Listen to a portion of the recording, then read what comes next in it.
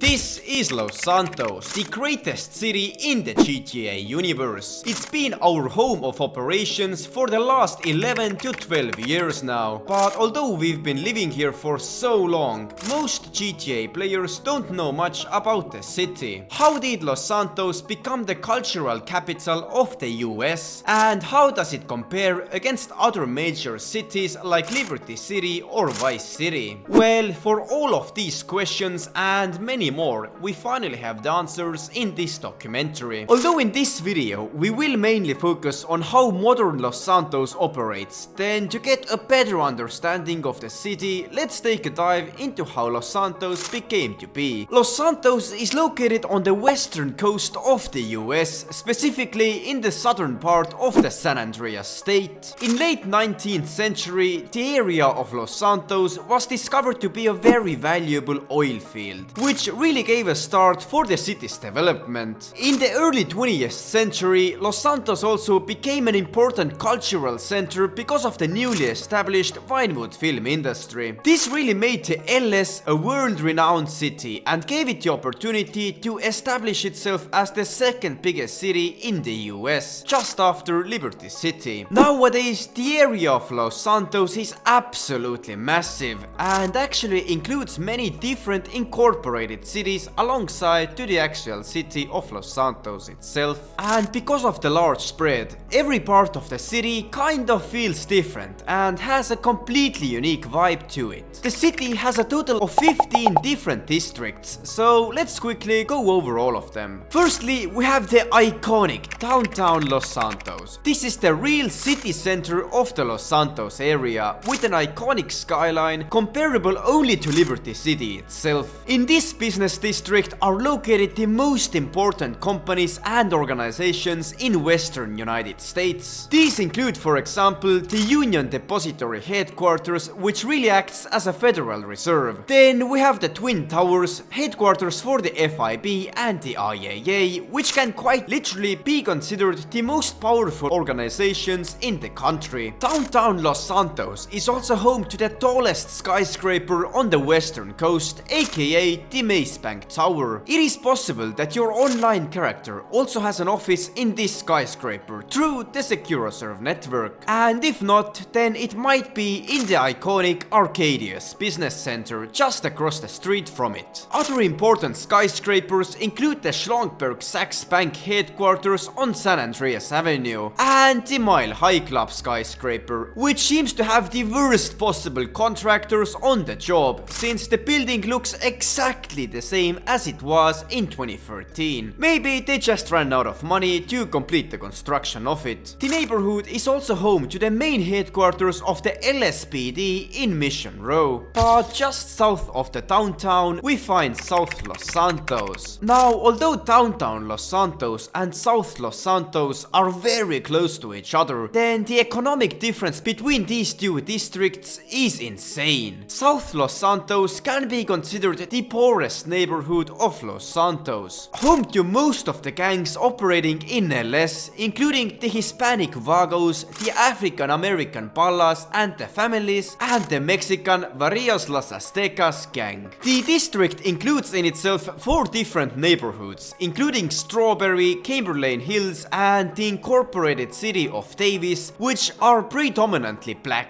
while the Rancho is mainly Hispanic. The downtown and South Los Santos are solely separated by the Interstate 4 Olympic Freeway. South Los Santos is also home to the Vanilla Unicorn Club, the iconic Grove Street, and is also the place where both Franklin and Lamar grew up in. Across the Los Santos River from South Los Santos, we move over to East Los Santos. East Los Santos is mainly an industrial district with a strong Hispanic majority. This district is also separated to 4 different neighborhoods. These include La Mesa, with our first Los Santos Customs tuning studio, and also across the street from it we have Lester's Garment Factory, which will in some way be included in the next DLC of GTA Online in December of 2024. How exactly, we don't yet know, but we have this photo as a teaser posted by Rockstar Games. Anyway, coming back to the neighborhoods, we have the Murrieta Valletta Heights, which is home to Lester Crest. El Burro Heights, which is the location where in the very end of the GTA 5 storyline, Franklin and Michael decided to kill Trevor. But just to be clear, it wasn't actually a canon event. And the final neighborhood we have is Cypress Flats. Now, there's this one guy in my comment section that for some reason has an obsession with this neighborhood and wants me to include it in a video, so I guess let's take a bit of a closer look at it. Cypress Flats is the largest neighborhood in East Los Santos, home to both the Vagos and the Marapunta Grande gangs. The largest and tallest building in this neighborhood is the Central Milling Company's mill, and across the street from it is the location for the underground LS car meet. It is also most likely that your online character has a vehicle warehouse in Cypress Flats, as it was the cheapest one to buy. In 2013, Franklin, Michael and Trevor also killed a lot of Meriwether soldiers in this area. Cypress Flats is also a very important passageway between the Los Santos terminal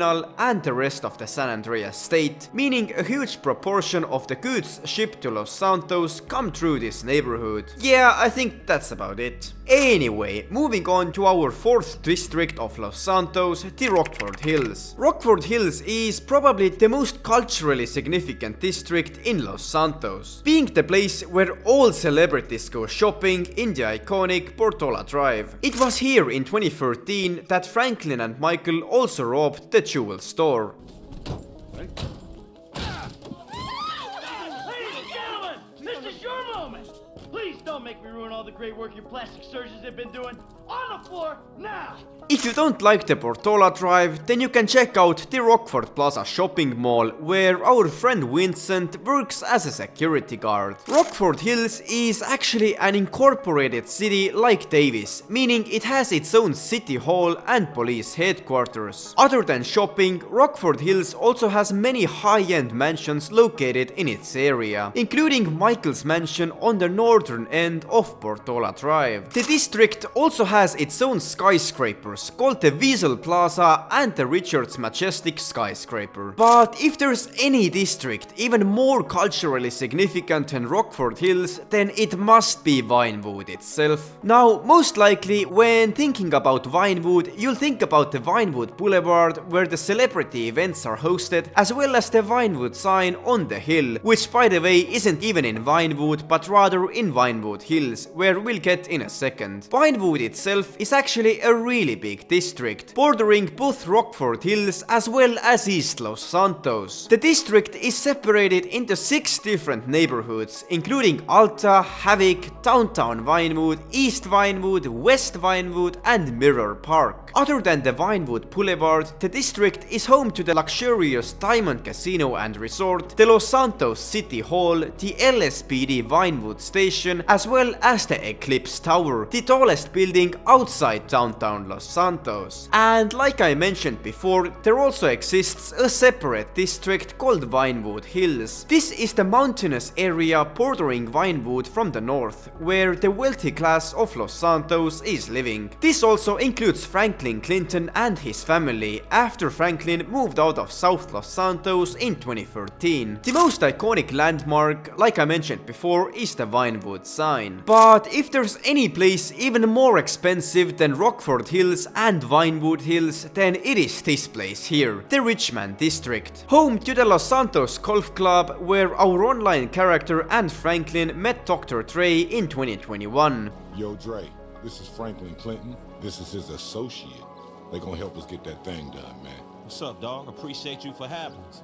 Not a problem. Just give me a sec.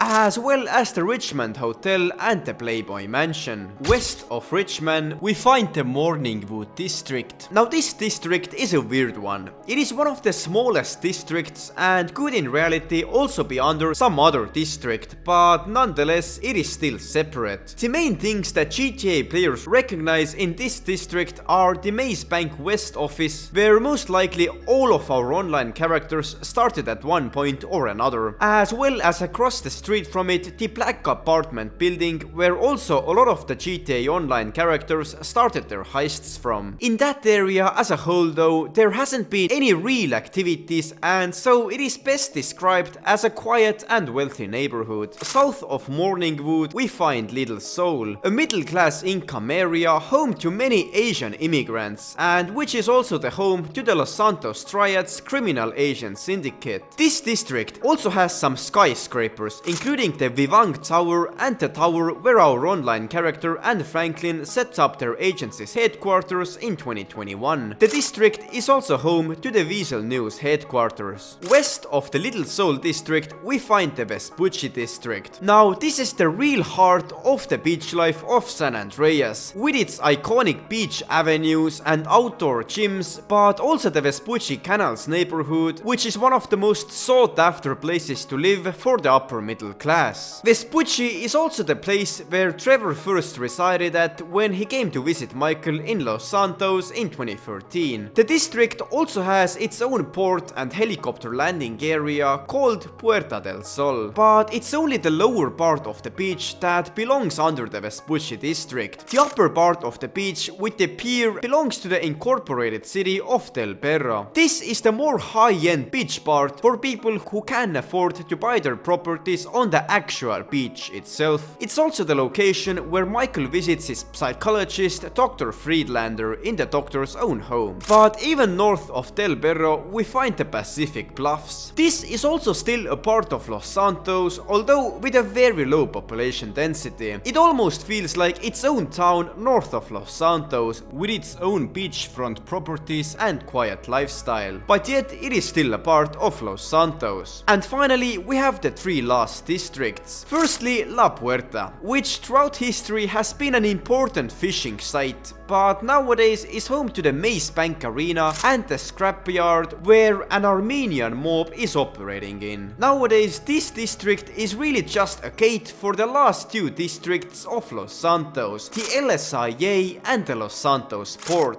Both are in reality just entrances to Los Santos, while the airport is usually more commercial and the port is used by cargo ships. So these are all of the 15 districts of Los Santos. In the next part we will compare LS to its other GTA universe counterparts like Liberty City and the new Vice City coming in GTA 6 next year. But anyways, until the next part, that is it for this video. If you enjoyed this documentary and the next part is not yet out, make sure to also check out my other documentaries about the GTA universe. Thank you for watching and I'll see you guys in the next video.